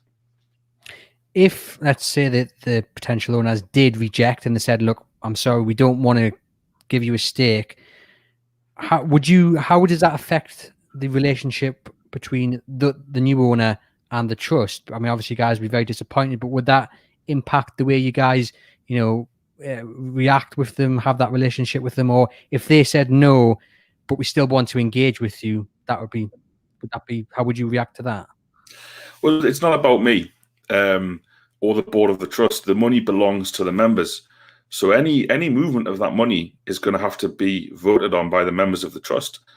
The members of the trust, or at the minute, or however many it grows to, it's 15,000 at the minute, have to approve any movement by majority. So 50% plus one member. I don't want to talk too much about theoreticals because, like I've just explained, it's not up to me. What I will say, though, in answer to your question is, we want Newcastle United to be run for its supporters, and I don't think it is run for its supporters at the minute. Actually, I think its supporters are the least of any concerns of the people who run the club at the minute, which is a great shame, and it's why we find ourselves in this horrible position, which has been exacerbated by the pandemic, but existed well before then. If Newcastle United is run for the benefits of supporters, it will flourish and it will thrive and it will take off. So I don't want to talk about or speculate too much on, not being happy with potential owners because of not accepting money. What I want to focus on is what Newcastle United fans have done so far, and that's thousands of you have heard our message, and thousands of you will continue to hear our message. I've no doubt the number of people and that money will continue to grow, and let's see what we can do. We're here to protect the future of Newcastle United, both for ourselves and future generations. So that's our concern at the minute. Relationship with owners down the line, it's important, and I understand why you asked the question because that's what people want to know. But let's see what we can do as a support. Let's see where we can take this, and that will then influence how those conversations go. And just to be clear for those watching and listening, that, say Mike Ashley's still here in 2 years' time, and the pledge is raised, I don't know, let's throw a figure out there, say 4 or 5 million. Is there any chance you would go to Mike Ashley and say, look, we have this amount of money, can we get a stake? Or is it just set on a potential new owner coming in? I think it's just on a new owner coming in. I can't be sure, but I would guess that our membership would not want their money going to Mike Ashley. There is a body of evidence from the past 14 years to see how Mike Ashley treats supporters, and I struggle to see a way, though it's not up to me, I'll say that again, it's not up to me, how the club could work constructively with Mike Ashley in keeping with the way he runs it right now. If there was to be some sort of massive change of heart and he was to approach the trust, we would put that message to the members and they would vote on that. But I have to be honest, I can't see that now. Con asks about any other costs incurred in this pledge that there will be when the money comes out of the pot. He asks about fees being paid to lawyers and whether it's in an escrow account. Can you just give some information on whether there is anything, with that question there about any extra fees or anything like that? It's not being held in an escrow account. It's being held in a bank account, which is controlled by your guardians who were on the show earlier. They're the people who can move that money. So they are the protectors of the money. It's up to them what happens. They're all trustworthy. Ian didn't make it tonight for whatever reason. He wasn't able to make it. But the other three guys, hopefully you've had a chance to hear them talk. I trust them completely with this project. It's why me and my board colleagues appointed them to be guardians of this money. Any other costs incurred that will be deducted out of the pot, we've agreed as a board that we could use up to 3% of the money raised for any kind of costs. However, we've spent a lot of money already in the launch on the advertising material, so that all of that is out of the way. There's no need to dip into pledge money for anything else, because we want money that is pledged to be used only for the two purposes that it's pledged for, which is number one, buying shares in Newcastle United, and if we're failing that endeavour for whatever reason, number two, to be donated to charities registered in the northeast of England. And just to just talk a bit more about the guardians looking after the money. So how does that process work with regards, who has the final say, who has the first say? Just explain a bit more about that process if you can. Yeah. You know what, Andrew? I just got a text message there about potentially being able to take live international payments from straight away. So could you repeat the question, just because that's great news? So hopefully that'll be sorted by the time people listen to this. That is great news. Yeah, I was just asking about the guardians. You've explained there that they kind of control that bank account the money is in. But in terms of, them deciding that this is the right time to bring the money out, to cancel, the project, I'm just wondering if you can explain to the viewers and listeners how the process works, because I'm understood obviously the final say rests with the members of the NUST. So for those who don't understand or haven't read or heard how it works, can you just explain that? Yeah, absolutely. Great question. Thanks for repeating it. So if the fund doesn't grow by more than 10% in a year, the guardians will take a vote between themselves on whether to cancel the fund and give it to charity. If they decide to cancel the fund, you, the members, get to approve that vote or deny it. If the members think, no, we want it to keep going, then it will keep going. So it always comes back to the membership. If something was to happen, like owners were to come into a club and say, we want to work with the trust and all that, but would rather the money went to charity, or we don't want the money, or something like that, then again, that vote would be put to the members, and the members could decide what to do with that. So it always comes back to the members. Brilliant. And if you pledge, and obviously you get it, you want to say, do you have to be a member of the trust to have that say? Yeah, the money belongs to the trust. People are paying into the trust here. So you don't have to be a member to pledge. But if you aren't a member of the trust, you will not get a vote on how the money is spent, because the money belongs to the trust. And let's say, I know you said you didn't want to speak hypothetically, but I think this is an important point. If you are successful and you get a percentage, 2%, whatever, and you get a member on the board, can you just explain to our viewers and listeners how that member would be chosen? Yes, there would likely be a selection chosen by the trust board of somebody. The trust board is completely accountable and democratic. So if you're watching this or listening to this tonight and you want to stand for the trust election, and we hold our elections annually, so there will be another election in September, October this year. I don't care where you are in the world, how long you've been a Newcastle fan, how long you've been a Supporters Trust member, you can stand for election to go on that board. Tell the members what you think, tell the members what you want to do. I think we had 14 people stand for election last year. The standard of candidate was incredible. There was sadly only 5 places up for grabs. Nearly 6,000 people voted in that election, which we think is the biggest supporter election in UK history. So, anyone can do it. Anyone watching, any trust member can be on the board to make sure that if it does happen, like you say, if we do get our objective of hopefully getting supporter representation at board level inside St James's Park when the club changes hands, it's always going to be someone who's been elected by the supporters, the members even. And I mean, just on that, the elections, I mean, if you ended up didn't get back in, Greg didn't get back in, and say, new members came on that board, are the guardians for life and only they can step down, or can they be, voted off from being a guardian? I'm just wondering about the kind of the security aspect there, really. Yeah, the guardians are guardians until they no longer want to be guardians, and that's why we appointed them. And you are spot on that. It's very important that if me or any of the guys who were on before stopped doing this, didn't get re-elected, and someone else came along and said, "Oh, why don't we spend this money on, sorting out the potholes on the coast road or whatever," something crazy like that, then the guardians are there to say, no, we've been appointed to look after this money for these 2 reasons, and it's not going anywhere else. I think when we spoke last week about it, you said it can only be used for one of 2 reasons, either to get that stake or to be given to the charities, which is a great thing, because it's in many ways it's a no-lose situation, because if you don't get what you want in terms of that stake, charities will benefit, and that's absolutely brilliant. Well, we think it's a no-lose scenario for that reason. We're asking people to put money up front here to pledge monthly if they can through the 1892 Pledge website, which is 1892pledge.co.uk. And the worst thing that will happen to your money is it will go to good causes in the Northeast. And that also takes away some of the pressure a little bit on the decision, what to do with the money, what to do with the scheme, because, worst case scenario, like we said, it'll go to some good causes in this region.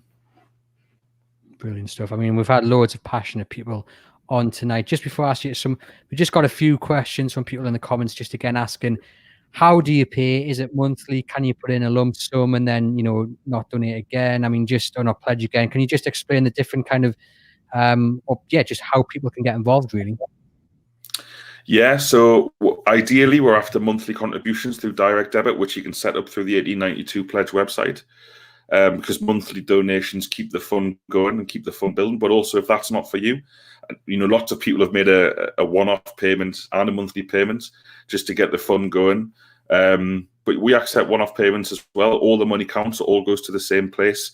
You can give us as much or as little as you want. There's no pressure from us. We don't want anyone to give us any amount of money that they would miss.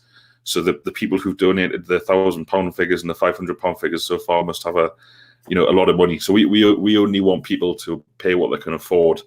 £5, £10 a month is absolutely brilliant with us, or less than that, whatever is up to people. So we're both happy to accept one-off payments and direct debits through the Pledge website. Fantastic. And I guess finally a message of hope, really. What have you got to say to those who've donated or pledged rather, who are thinking about it, and those still who are a bit skeptical about the pledge? Yeah, I mean, we understand the skepticism. We understand that this is a new idea for a lot of people that's come from nowhere, and ultimately I'd hope to think we've shown as a fan base in the first 2 days what we can do. So we're not even 36 hours in, or we're just over 36 hours in to this so far, and we've raised £36,000 nearly. What will we have achieved in 6 months' time or a year's time? I don't want to be sat here with the club in distress, which I hope it isn't, thinking I wish we'd done this. What if we'd done this? Well, we've done it, and thousands of Newcastle fans, mostly in the UK at the minute, but thousands from around the world will get involved when the payment issue is fixed, have thought, let's give this a go. And that gives me a lot of hope that we've come with a simple message to people. Let's try and raise some money for the future of Newcastle United and Newcastle United fans. And people have said, people have put their money where their mouth is and given it a go. And all I'll say to anyone who's skeptical is, we understand it. This isn't going to appeal to 300,000 Newcastle fans around the world. That wouldn't be realistic. What we want to do is keep getting the message out there, keep talking to guys like yourself, Andrew, and your industry colleagues, me and the rest of the Trust board members, and also our guardians. We're here to talk to people. We want to talk to you. We will have a conversation on the phone with anyone. Someone gets in touch and say, will you do a Zoom call? Mark, before he's kind of the networker of the Trust board, he'll speak to anyone about the 1892 pledge scheme.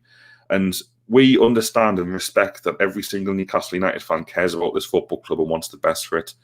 That's what we want to bring together. That's what we want people to understand and respect, is that this is about all of us. This isn't about one group of fans or one fans group or people in the city of Newcastle or whatever. This is about Newcastle United fans around the world coming together for the common good and trying to place ourselves at the centre of the football club, because we deserve to be there. As a fan base, the football club will be better for fan involvement in that football club, and I would challenge anyone who disagrees with that. Wolves have just scored, so we finish on a high because Fulham are losing. Brilliant news. Is there, the website, if you can just repeat that for those watching, listening. Also, is there a way that people, if they have any questions that haven't been answered tonight, they can get in touch with you or the Trust and they can get back to them? Yeah. The website is www.1892pledge.co.uk. And if you want to get in touch, you can email us. We're board@nufctrust.co.uk. We're on social media, but we're going to be doing lots more events like this, lots more podcasts, fan media, hopefully speaking to the Chronicle a hell of a lot more. And I have to say thank you to you, Andrew, and to the whole of the Chronicle team and to Mark for not only covering the 1892 pledge scheme, but the Chronicle coming out and saying they think it's a worthwhile cause, and they advise their readers and their listeners to get behind it. That meant a lot to us and gave us the confidence to get it launched. So we're really, really grateful to the response, not just from yourselves, but from the wider Newcastle media and fan base for the first 2 days. It's been absolutely incredible. I know personally I'm backing it. I think it's a wonderful idea, and it's just good to see a united fan base. I do have to bring it down a notch because that Wolves goal has been ruled offside. Thank you to VAR for that. But we'll scrap that because this event has been brilliant. I hope you guys listening and watching have got the answers that you need to any questions. As Alex says, they're very contactable. If you've got anything else to ask them, there'll be plenty of chance on other channels as well, as Alex and his colleagues get around explaining more about the 1892 pledge. But Alex, thank you for spending your Friday evening with Chronicle Live and Everything is Black and White podcast. And to you guys watching and listening, please remember to like and subscribe to whichever platform you're watching and listening through, and head over to the 1892 Pledge website.